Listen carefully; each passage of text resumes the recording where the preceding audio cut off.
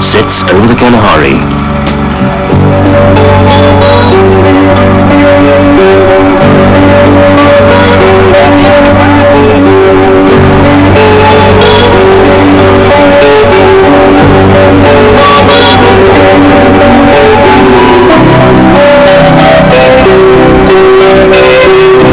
And so, racing Section 3, the long trek home. Roonecker and Dreyer set off into the dawn, followed by Dagenham.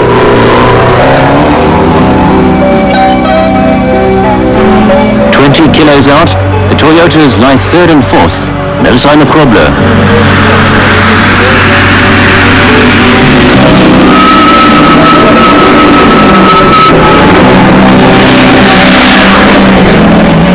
On searching, the Nissan is found by the side of the road, with Piet Swanepoel by a fire. Their race is run, a broken gearbox the reason.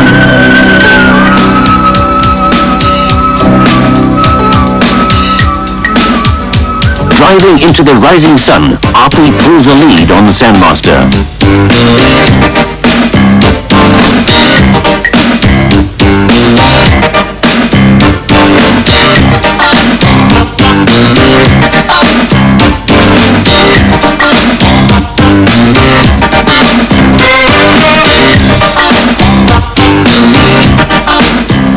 Toyotas, now led by Milan, keep a steady pace in third and fourth spots respectively.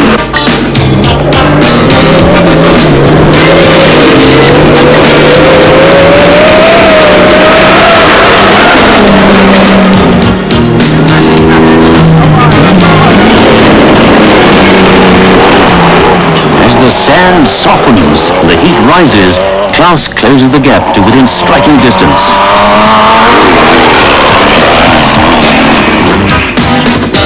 Tired and sore, Jeremy and Hilton painfully start the race home.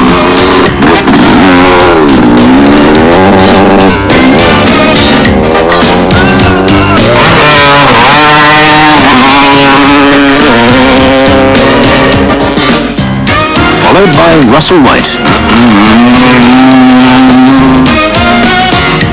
So, with Grobler and Swanepoel out, Milan and Holt take third, and the rest move up a place.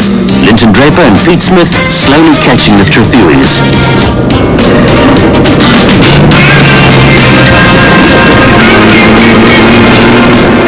In the race to Dinope, Degener has a shot at the lead, but loses himself once again.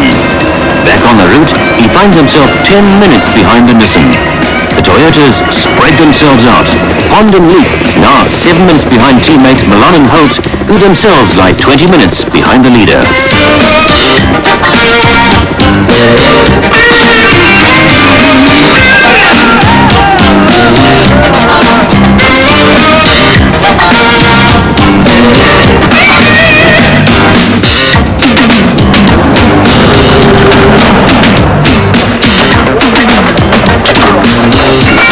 Pond and Leek have lost time due to punctures, and fresh spares replace those already used.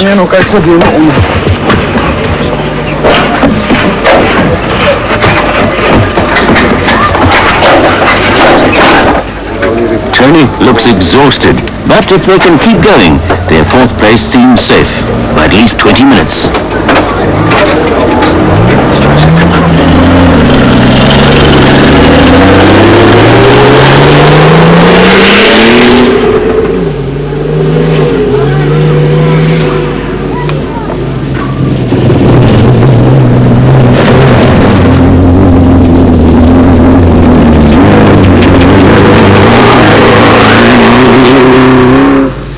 The leading trio have opened almost 2 hours on the rest of the field. While Milan holds the pace, the big Land Cruiser looks and sounds distinctly tired.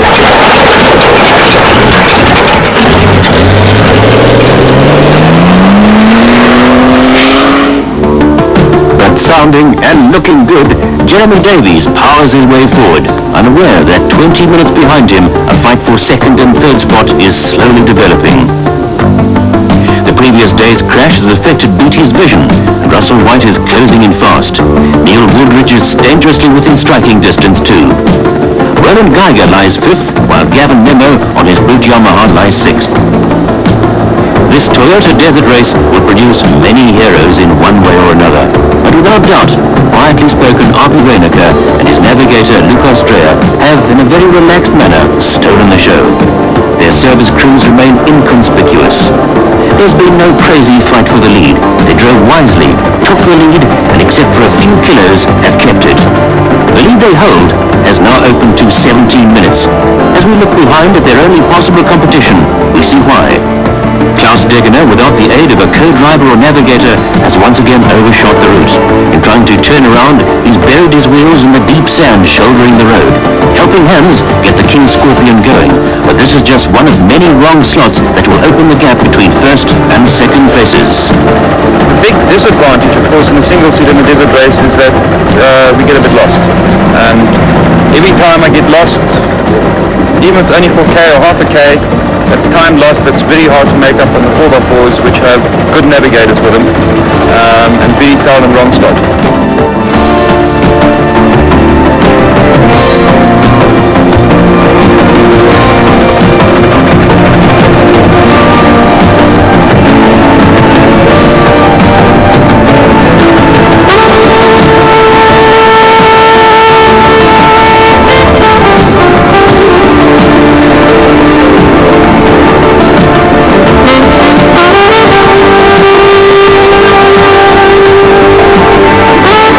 Lucas Dreyer is not a known rally navigator like Piet Swanepoel or Richard Leake, but like them, he calculates to the nearest meter, counting Arpi down to the bends and intersections.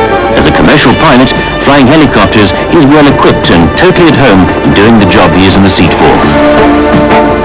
Here, we see the value of a navigator as Lucas and Arpi make a correction without losing a second.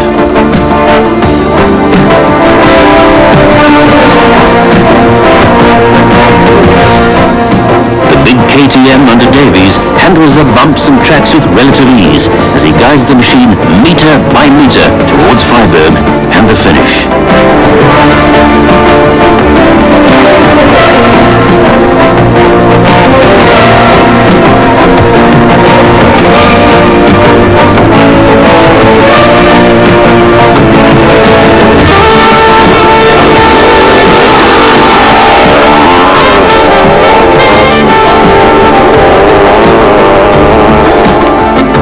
Last refuel point and 95 kilos to go. What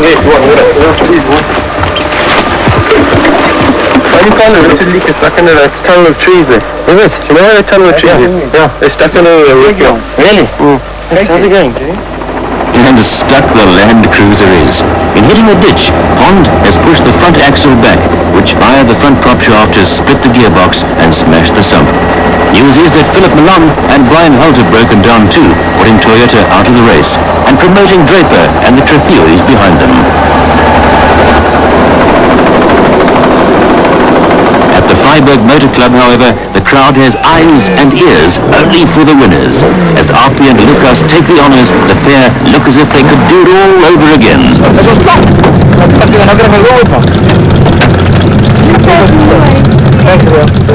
Ons baie tevrede. Ons goed is baie lekker geloop. Maar dit gebeur dat plaasbeelde voorbij gekom het. Je hand heeft een beetje vinniger pas as ons en ons het hom verskeie kere laat verby gaan in die trein. En op 'n plek het hy verkeerd gery. En daarna het ons min meer gesien. And it takes some 20 minutes before the King Scorpion comes into view. It seems to be a race of seconds. Speed trials, with second fastest to Hannes by 4 seconds. At the overnight stop last night I was second again, 5 seconds behind Arpi Reinecker, and finished second. The cars in the top 10 placings have spread themselves out over nearly 200 kilometers, but the fight for third, fourth and fifth hots up as the Trefeuilles chase Draper, and the beetle of Breslau and Blankner is pursued by Harry Roscoe.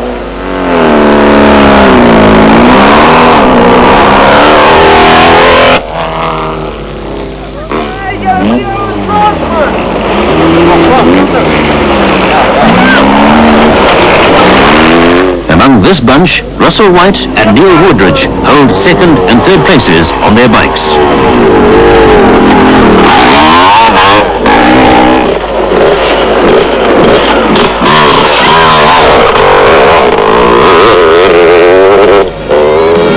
If any one hero is to emerge from this race, though, it must be the rider on bike number 62, Jeremy Davies. Out there on his own, guided only by the sparse confidence markers and tracks made by the cars, Jeremy has kept himself ahead of a very competent field of riders. His eyes have scanned every metre of road, and the only sound his ears have heard is the drone of the KTM's big 500cc motor. In the 13.5 hours racing, Jeremy and the KTM have covered over 1,000 kilometres at an average speed of 80 kilos an hour on tracks often difficult to walk on. Still, with the finish line in sight, as if to prove that the road rules over the rider, Jeremy must face the pain of being thrown from his mount again.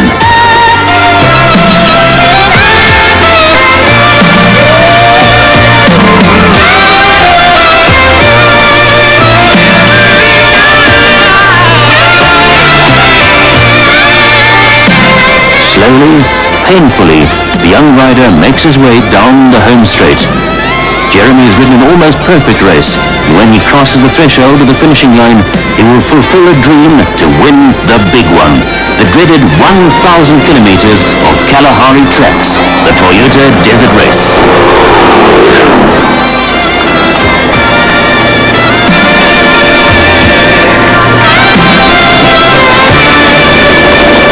Well done, Jeremy, on your win for the bikes. How do you feel? Oh, very tired. It was so fun coming around. It was so rough as well. It was worse than yesterday. Can't like the routes up so much. It just didn't win. I'm glad to be back now. As Jeremy joins Arpi and Lucas on the podium, we salute the class winners and indeed the 47 competitors who finished the event.